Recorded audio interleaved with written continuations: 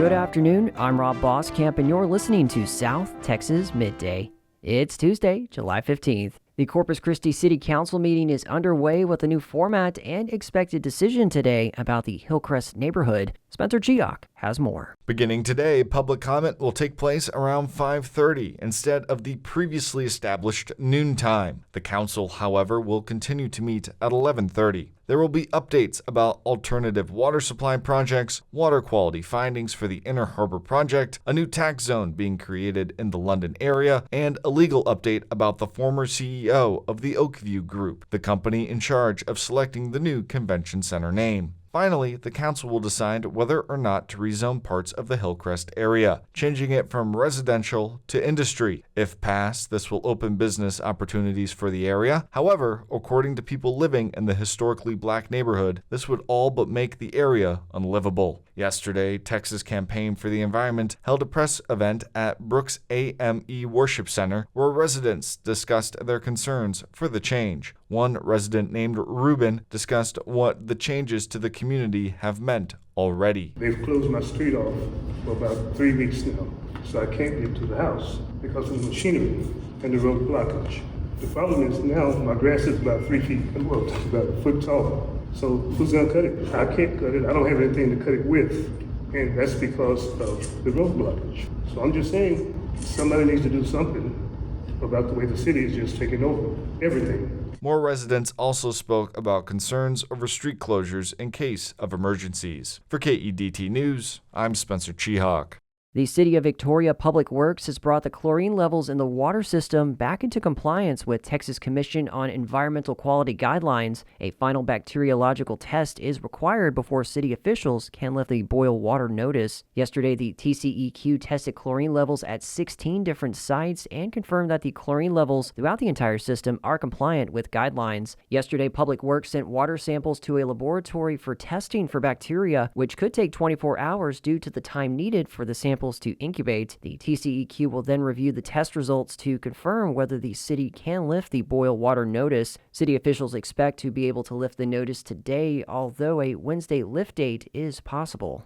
Corpus Christi ISD is preparing to implement new cell phone restrictions for students in compliance with recently passed Texas legislation. Texas House Bill 1481 prohibits student use of cell phones and other personal electronic communication devices during the school day. District officials told KRAS News they are currently studying the new legislation and will draft a policy recommendation for the Board of Trustees to adopt during their July 28th regular meeting. CCISD plans to share additional information and updates with the community before the new school year begins on August 11th. With more than 160 people still missing following July 4th flooding, search efforts in the Texas Hill Country were cut short for the second day in a row as rain continued to drench the region yesterday. KERA's James Hartley reports from Kerrville. Search teams and recovery crews were called off again Monday afternoon when a renewed downpour swelled the Guadalupe River. The Guadalupe River at Hunt was up 11 feet and continuing to rise by mid-afternoon. Authorities restricted even emergency vehicle access to Highway 39, one of the places where homes were washed away. One family returned to their property along that stretch of road Monday to look for anything they could salvage. They told NPR shortly after the rain started that the highway had become impassable. I'm James Hartley in Kerrville. Kerr County commissioners met Monday morning for their first regular session since the devastating flooding. Kerr County Judge Rob Kelly says emergency management continues to be an ongoing process in the county. Search and rescue remains our top priority, and that's what we were doing yesterday. We've moved on to also include recovery, and that's where we had the people out in the river basin doing a lot of work. We're trying to get a handle on things. The county has approved overtime pay for exempt and non-exempt county employees who have worked extra since July 4th. And while media attention has focused largely on stories of life and death in the wake of Hill Country flooding, thousands were injured too. Texas Public Radio's Brian Kirkpatrick reports. The San Antonio-based Southwest Texas Regional Advisory Council, or STRAC, which coordinates the EMS and hospital response to mass casualty events for a 22-county area, including Kerr, reports its emergency response alone grew to 130 units, including 61 ambulances. Eric Epley is the CEO of STRAC. We've had over 6,600 patient encounters and 182 patients that have been treated and 109 of those were transported to a hospital somewhere. Epley says those figures are only for STRAC, a state coordination office for the Texas Emergency Medical Task Force, and 7 other regional members of the same task force. He says local EMS transports are not included in the figures, and it's a summary total for the task force since the 4th of July. I'm Brian Kirkpatrick in San Antonio. Precinct chairs are where local policies start. These policies can then become state or even national policies through conventions. In the latest episode of Civic Threads, Joe Michael has more about this process with Nueces County Republican Party Secretary Susan Lamb. Precinct chairs are typically viewed as the lowest political authority tier, but another perspective is precinct chairs are the first authority position for either the Republican or Democratic Party. Respective voters elect precinct chairs during the party primary elections held in March of even-numbered years. The precinct chair term is for 2 years. Eligibility requirements are proximal, where an individual must be a resident of the county and registered to vote in the precinct they will represent. Candidates then must file an application, which is done during odd-numbered years preceding the primary election. Voters can only elect candidates who have successfully filed their application. Susan Lamb is the Nueces County Republican Party Secretary who represented Nueces County during the 2024 Republican Presidential Convention. She describes the convention process from the local to state to the national level. Your lowest elected official is your precinct chair. And there are Republican and there are Democrat precinct chairs. The whole Nueces County is divided up. At that point in time, you can write resolutions about things that you want to see happen in the legislature. And from there, delegates go to the next level, which is the senatorial one. So you go to your senatorial convention. Again, you can submit resolutions. You vote on the resolutions that are already there that have been passed up from your precinct. And that continues. You do the same thing. You vote on them.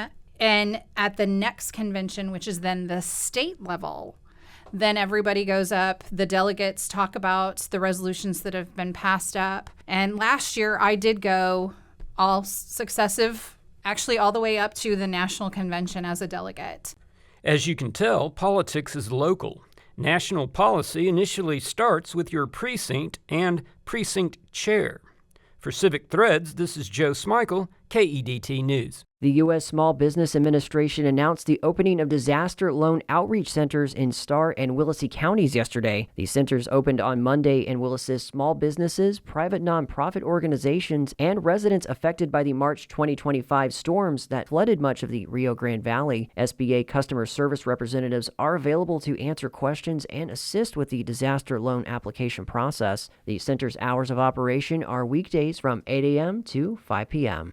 A special fundraiser at Kendra Scott will help support the Texas State Aquarium and marine education programs while offering shoppers a chance to give back through their purchases. The jewelry retailer is teaming up with the local aquarium to support STEM education through an event at Palmera Mall beginning Thursday. Shoppers who visit the Kendra Scott store on Thursday from noon to 2 p.m. will have 20% of their purchases go towards the aquarium STEM programs. The event will feature a first look at the Summer 3 collection and Texas exclusives, along with a special appearance by one of the aquarium's animal ambassadors. You can also help out by shopping online at kendrascott.com from Thursday through midnight Friday using the code GiveBackTSA35.